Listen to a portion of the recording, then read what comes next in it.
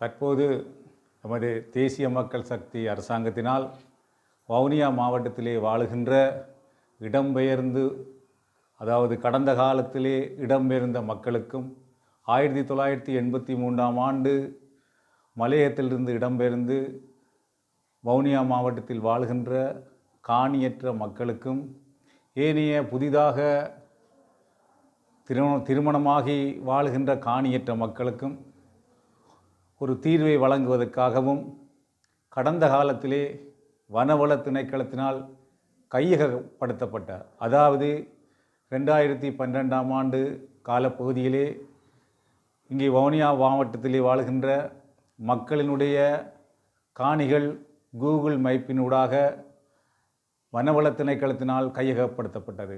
அவ்வாறான காணிகளை எமது அரசாங்கம் தற்போது அண்ணளவாக 25,000 ஏக்கரை வவுனியா மாவட்டத்தில் வனவள திணைக்களத்திலிருந்து விடுவித்து அவ்வாறு காணியற்ற மக்களுக்கும் அந்த காணியினுடைய உரிமையாளர்களுக்கும் வழங்குவதற்காக எமது அரசாங்கம் தற்போது துரித நடவடிக்கையை மேற்கொண்டுள்ளது.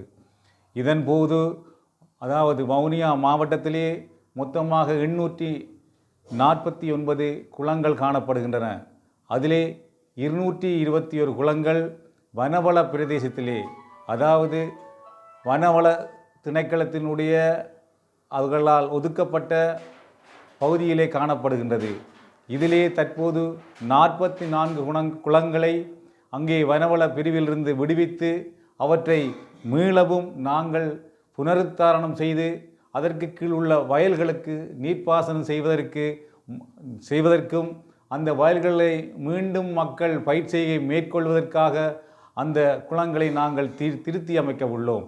அதேபோல 149 குளங்களை அதாவது காடு மண்டி காணப்படுகின்ற குளங்களை மீளவும் சுத்தப்படுத்தி மக்களினுடைய பாவனைக்காக இந்த வருடம் விடுவிக்க உள்ளோம். அதேபோல வவுனியா மாவட்டத்திலே காணப்படுகின்ற பெரிய நீர்ப்பாசன குளங்கள் 6 காணப்படுகின்றன. இந்த 6 குளங்களுக்கும் அண்ணளவாக 780 மில்லியன் ரூபாய் தேவைப்படுகின்றது. இந்த நிதியை வருகின்ற 2026ஆம் ஆண்டு வரவு செலவு திட்டத்திலே நிதியை ஒதுக்கி அந்த குளங்களையும் வருகின்ற வருடம் திருத்தி மக்களினுடைய வாழ்வாதாரத்தை மேம்படுத்தவும் நாட்டினுடைய பொருளாதார அபிவிருத்தியை மேற்கொள்ளவும் நாங்கள் திட்டமிட்டுள்ளோம். அதேபோல தற்போது நேற்றைய தினம் வவுனியா உள்ள நெடுங்கேணி பிரதேச செயலக பிரிவில் உள்ள வனவள திணைக்களத்தினால் கையகப்படுத்தப்பட்ட காணிகளை